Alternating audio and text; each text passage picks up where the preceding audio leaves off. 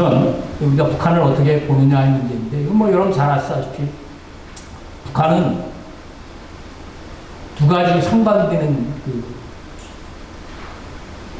존재입니다. 인식의 대상입니다. 하나는 뭐 앞으로 우리 땅에서 삶을 같이 더불어 삶을 유지해야 될, 예?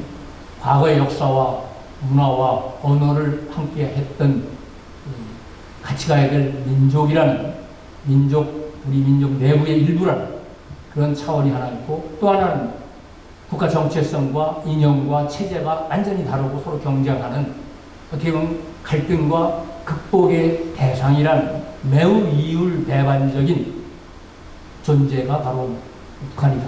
그래서 많은 사람들이 이 두 상반되는 시선을 악용해왔다.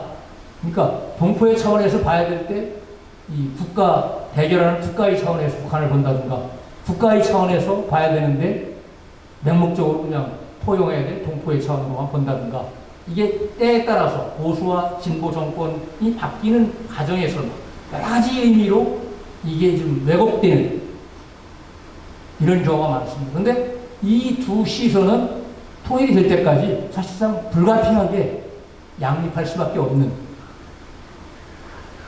존재라는 것을 우리가 솔직하게 이걸 인정해야 돼. 쉽게 얘기하면 어떻게 보면 적이자 공존의 대상일 수 있다는 겁니다. 쉽게 얘기하면 우리나라 통일부는 뭐예요? 북한을 민족이라는 차원에서 주로 다루는 정부기관입니다. 사실은. 그리고 국정원이나 외교부나 국방부는 뭐예요? 국가 차원에서 갈등과 극복의 대상이라는 차원으로 북한을 다루는 기관입니다. 이게 정확하게 정위치를 해주는 것이 좋은데, 여러분들이 많이 지금까지 지난 20, 30년의 남북관계사를 보시면 아셨겠지만 이게 막 섞이는 경우가 굉장히 많았었습니다. 그건 별로 좋지 않다고. 항상 이 성격이 정위치할 때 오히려 건강한 남북관계를 만들어낼 수 있다. 저는 그렇게 봅니다. 그래서 이 두 가지 시선이 상존한다. 유감스럽죠. 매우 유감스럽지만 상존한다. 우리가 1992년에 남북기본합의서에 보더라도 그 전문에 이런 얘기 나오지 않습니까? 남과 북은 나라와 나라 사이의 관계가 아니라 통일을 지향하는 과정에서 형성되는 잠정적 특수관계다. 이렇게 표현하고 있습니다.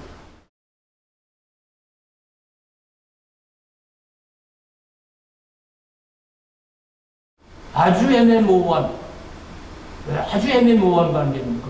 완전한 서로 분리된 국가 대 국가의 관계도 아니고, 그렇다고 완전히 하나의 국가도 아니고, 그게 바로 그 애매모호한 관계가, 이 정식 부부 관계도 아니고, 그렇다고 완전히 남남도 아니고, 그 다음에 어떤 의미로 뭐 사실혼 관계인지 내연 관계인지 이게 좀 매우 불분명한 때에 따라서 자기가 유리한 대로 때로는 이렇게 규정하는 경우가 있습니다. 그러나 어쨌든 오죽했으면 나라와 나라 사이의 관계가 아니라 통일을 지향하는 과정에서 형성되는 잠정적 특수관계, 이게 무슨 애매모호한 얘기입니까?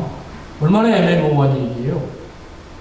통일하자는 얘기도 아니고 뭐 아니라는 얘기도 아니고, 이건 그만큼 모호하다, 이거 남북관계가 사실은. 그래서 그런 점들을 우리가 솔직하게 인정해야 됩니다.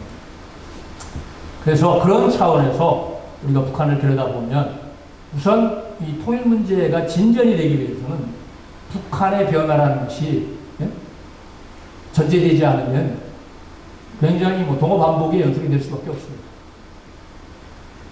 근데 이 이중적인 북한이라는 존재라는 것은, 그 변화라는 것은 우리가 그냥 북한이 변화하고 있다, 많은 사람들이 그렇게 얘기하지 않습니까? 지금 30년 동안 북한이 변화를 얘기해 왔습니다. 근데 북한이 어느 수준에서 이 북한 변수라는 것이 해결되지 않으면 어찌 보면 우리가 궁극적으로 추구해야 되는 가장 소중한 정치적 가치들인 자주국가, 민주국가, 복지국가, 평화국가는 반쪽아리가 될 수밖에 없습니다. 이 북한 문제, 소위 북한 변수를 해결하지 않는 이상은 그게 아무리 잘을 해도, 위정자들이 국민이 아무리 노력을 해도 한계가 지어질 수밖에 없다, 이 말씀입니다. 따라서 반드시 어려움이 있다 하더라도 이 북한 변수는 해결해야 되는 겁니다. 해결하지 못하면 이 땅에 진정한 자주국가, 민주국가, 평화국가, 복지국가는 어렵다 이런 의미니까 우리 가장 소중한 가치를 제대로 실현 못하는 게 얼마나 안타까운 일이겠습니까? 따라서 그만큼 21세기 우리 민족사에 주어진 여러 가지 과제 중에 이 북한 문제의 해결이라는 것은 아무리 지나치게 강조해도 무리가 없다. 자연스러운 것이다. 이렇게 볼 수가 있어요. 내가 무슨 북한하고 나하고 내 개인 생활하고 무슨 상관이 있냐? 응? 내 이렇게 해서 우리끼리 잘 살면 되지. 천만의 말씀. 그렇게 마음대로, 내 마음대로 북한이 그렇게 놀아주지 않습니다. 그래서 누구에게도 하나의 북한이라는 변수는 희망일 수도 있지만 멍해일 수도 있다. 이겁니다. 그래서 북한 변화가 필요한데 북한의 변화는 분석 수준에서 보면 네 가지 차원으로 나눠줘서 얘기를 해야 됩니다. 지금까지 우리가 북한이 변화했다는 얘기는 전부 뭐예요? 정책 수준의 변화를 이야기하는 겁니다. 북한의 정책 노선의 변화입니다. 조금 시장 경제를 조금씩 인정한다든가, 8.3 조치를 취하던가, 무슨 개혁 조치, 아니면 이 화폐 개혁, 등등 여러 가지 경제 시책이나 정책들은 일치 정책 노선의 변화지 우리가 흔히 암묵적으로 상정하고 있는 북한 체제의 변화는 아닌 것이다. 그럼 정권의 변화는 또 하나의 차원이지. 이건 뭐예요? 최고 지도자와 그 파워블록, 권력 집단의 교체입니다. 정권 변화는. 우리도 보통 4년, 5년마다 한 번씩 정권이 바뀌지 않습니까? 이걸 여러분들이 연상하셔야 되는 건데, 북한은 지금 3차례의 정권 변화가 있었죠. 그죠? 김일성 정권에서 김정일 정권으로 다시 김정은 정권으로 이렇게 3차례 정권의 변화가 있었습니다. 물론 그에 따라서 파워블록, 핵심 지배 집단도 교체가 됐습니다. 정권 변화는 몇 번 있었고 정책 변화도 있었습니다. 그런데 체제 변화는 지금까지 사실상 한 번도 없었습니다. 이런 우리가 암묵적으로 상정하고 있는 체제 수준의 변화는 북한에서 있어 본 적이 없다. 지금도 간단히 얘기하면 수용제가 여전히 작동하는 나라가 북한입니다. 그 다음에 국가와 사회와의 관계, 그 다음에 정부 구성의 방법, 정부와 시민 사회와의 매개 양태, 이런 것들의 근본적인 전환이 전제가 될 때문에 우리가 체제 수준의 변화라고 얘기합니다. 그러니까 말하자면 독재체제가, 권위주의 체제가 자유민주주의 체제로 바뀐다든가, 그 다음에 사회주의 경제체제가 자본주의 시장경제체제로 바뀐다든가, 이걸 뭐라고 해요? 우리가 일반적으로 체제 수준의 변화라고 합니다.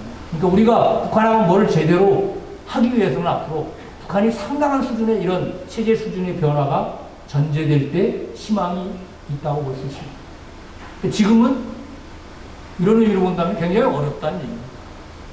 제한적이고. 마지막으로 뭐예요? 우리가 분단 국가이기 때문에 국가 수준의 변화를 상정할 수는 있습니다. 이건 뭐냐?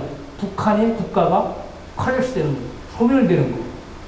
그래서 예를 들어 남한이라는 대한국가에 의해서 완전히 병합되거나 흡수되는, 이러면 북한에서 국가 수준의 변화가 일어날 수 있는 겁니다. 그래서 흔히 우리가 변화를 얘기할 때, 북한 변화를 얘기할 때 이런 분석 수준에서는 4가지 차원을 엄밀하게 구분해서 얘기해야 된다. 그래서 우리가 흔히 희망하고 있는 북한 사회의 변화라는 것은 아직 전혀 조짐이 없다. 그래서 남북관계는 매우 제한적일 수밖에 없다. 현재 수준에서는. 그래서 이런 상황에서 너무 앞서거나 희망을 앞세우거나 무리를 하거나 이러는 것은 같이 우리 민족한테, 우리 남한 사회에도 그렇게 좋은 영향을 끼치지는 못한다. 그만큼 반동도 심해지고 실망도 심할 수 있다. 이런 말씀을 드립니다.